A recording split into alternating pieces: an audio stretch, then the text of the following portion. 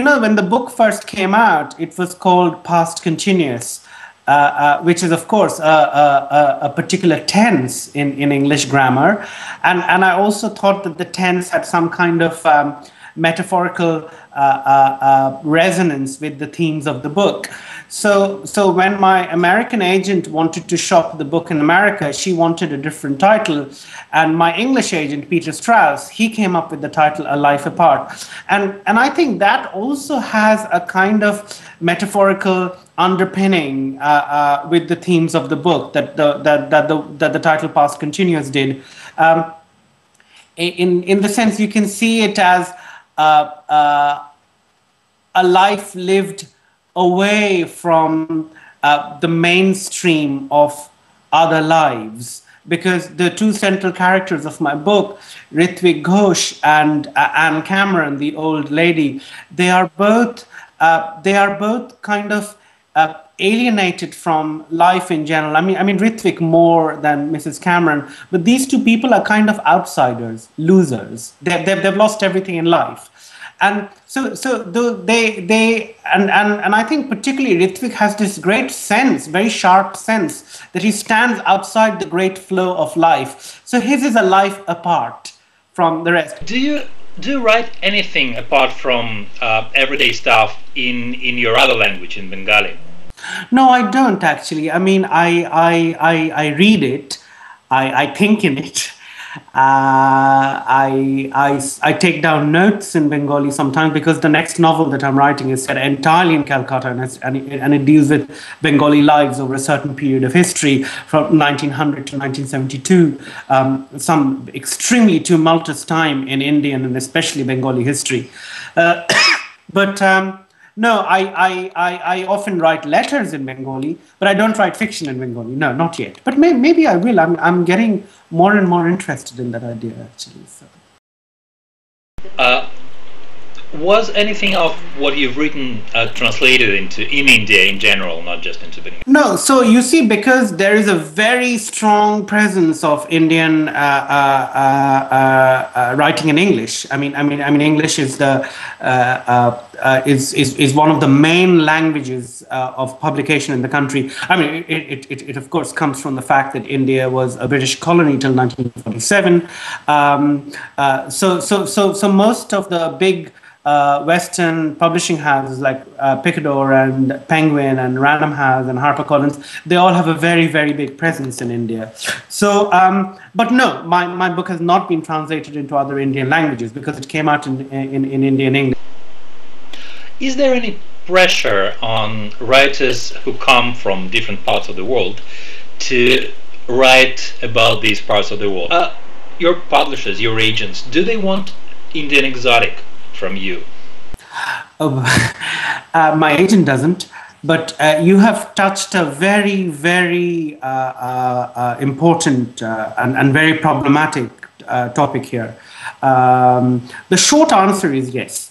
There is enormous pressure, but this pressure is not from one particular person or in one obvious way. There's a whole culture of pressure, you could call it, on Indian writers or on Russian writers as well. You know, your country is of bears and of extreme cold, so you should write about that. Of course, a lot of Indian writing is, they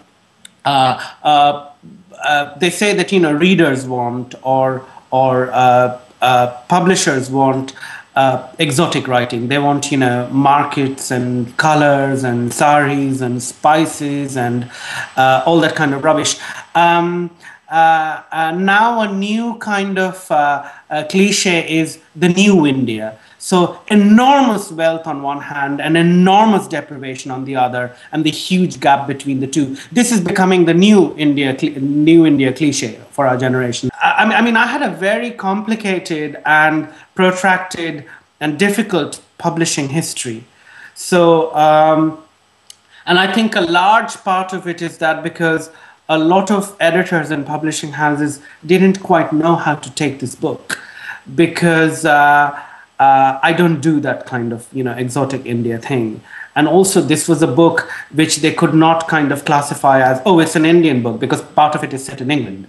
But the part of in England it's set in, say, for example, Oxford, I refuse to also do the whole fairy tale Oxford, dreaming spires and beautiful public school people in punts clutching teddy bears. I don't do that kind of thing at all. So I think they found it difficult to categorize the book, and therefore, it sat under a bed for 5 years before Picador India decided to publish it. So yes, the short answer is yes, there is enormous pressure to conform to what people think Indian writing should be. And one of the big things I try to address in this book is how the two countries have consistently got each other wrong. And the meanings don't seem to join; they just pass each other by like parallel lines. And you could see it as a metaphor for what's happening in publishing and being published as well, because they want one kind of writing for you and they don't get the other kind of writing. So it's a problem with Russia too, of course. I can see it happening, and I was uneasy with that kind of thing happening at the London Book Fair this year. I would like to ask you, well, your book is quite successful in England, and why do you think it is? Why do you think it became so popular? I don't think it became that popular, but I don't know. It got good reviews, I suppose, mostly good reviews. So there was a kind of the critical establishment, I think, was positive about it. So that kind of had some kind of traction onto its reception. Also, some writers in Britain have been very, very supportive of my book, and they have been extremely vocal about publicizing their support for my book. So writers like Rose Tremaine and A.S. Byatt, they have kind of, said that, they said nice things about my book. So that may have to do with it. But it's very difficult for a writer to think of his book successful. It is also very difficult to say why that is, because so much of it is just luck. Well, another question is, did you think about your audience you're writing for when you were writing the book? Well, no, but I'm kind of thinking a lot about it now with my second book. But with the first book, no, I didn't. It's actually best not to, I feel, in some ways, because especially if you straddle two cultures like I do, India and the United Kingdom, you kind of think, oh, I can write this and instantly all my Indian readers will get it. But I can't put this in a book and English readers won't get it. If you go down that route, you will be completely hamstrung and you will never be able to write again. So it's best not to look over your shoulder and think who is going to understand this and who is not going to understand this. As far as we know, you read a lot of Russian books, namely Bunin and others. So I wanted to ask you a question. Does it influence you somehow as a writer? Did it give you some food for thought or something? Well, yeah, it's a very important question. Like Russia is topmost on my mind. So, I grew up in this odd kind of communist state, not the kind of communist state that you're too young, but your parents have seen, but a different kind of socialism, which at one point used to be, before Glasnost and Perestroika, it used to be aligned to Russia, and then after Gorbachev, they aligned themselves with China. So this is the Communist Party of India, brackets M, Marxists. And there are several groups. There are Marxist-Leninists and there are Maoists, and there's massive infighting. But you know all about it. But one of the things that happened when I was growing up in Calcutta is that we had a lot of Russian books in the market, published by Progress publishers, they were called. And they were, there was Dostoevsky and Tolstoy and Bunin and Chekhov, all these people in translation, but not, say, Bulgakov or Platonov, because these people were not kosher. So, but so I read a lot of Russian when I was growing up. It's very difficult for an author to say what influences her or him, because that part of the brain, I think most authors don't have an access to, where the whole business of influencing happens. I can tell you which writers I like, but I can't tell you if there is an influence. I mean, partly I think that is for readers to tell.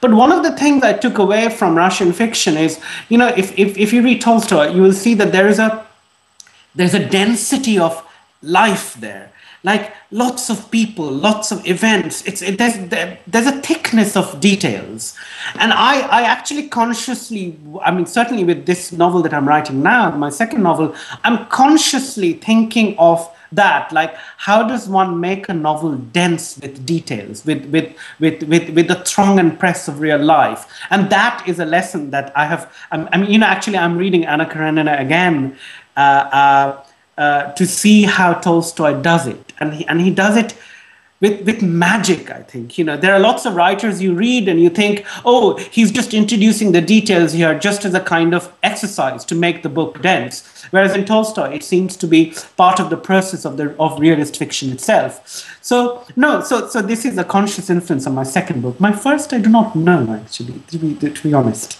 I like Chekhov a lot. I like somebody called Trifonov. I'm pronouncing the name wrong. Yuri Trifonov. And I think Master and Margarita is a bigger influence on me, although I do not write like that at all. But I think it's an extraordinary book. I mean, if there's one Russian book I take into exile with me, it'll be Master and Margarita, not Anna Karenina. I like Leonid Sipkin, who wrote a book called Summer in Baden-Baden. I like a pair of brothers who write science fiction called Boris and Arkady Strugatsky. They wrote a book called Roadside Picnic, which Andrei Tarkovsky made into a film called Stalker, which is one of the greatest films ever made. And he's the greatest filmmaker in the world. So, since we are going to write a sort of a biographical or a sort of introduction into your creative works, a sort of introduction into your life, can you tell us what biographical events influenced your writing, influenced your literature? Did you attend any, I don't know, creative writing classes? Oh yes, I could talk about those, but I'm slightly uneasy talking about my own life because I think it should all be about the work. But no, I was born and brought up in Calcutta. I went to school there. I was taught by Jesuits in that school. And then I did my first degree in English literature in Calcutta in a university called Jadavpur University. Then I came to Oxford. I did my second BA there. And then I went to Cambridge. I did my MPhil in Renaissance studies there in late 16th century. And then I did a whole PhD on late 16th century cultural history. I worked on the group of English planters who went to Ireland to settle the land. I mean, this was England's first experiment, if you will, in colonialism, and it blew up massively on their faces. I mean, countries like India and Kenya and South Africa, these people, these ex-colonies have kind of separated more or less totally from England. But England is still picking up the pieces of Irish colonialism in the form of Northern Ireland problems still running and stuff. Anyway, so I worked on a group of people who went there, most notably someone called Edmund Spencer. Anyway, this was a very long time ago. After that, I did go to creative writing school. I went to University of East Anglia in Norwich, which is reputed to be the country's finest creative writing school. It was started by Malcolm Bradbury and people like Kazuo Ishiguro and Ian McEwan and Enright. They all went to this school, and I was there from 2000 to 2001. And then I wrote my first book, and no one published it, and it went under a bed. And then Picador India came in and published the book, and then it got picked up. So these are the bare biographical details.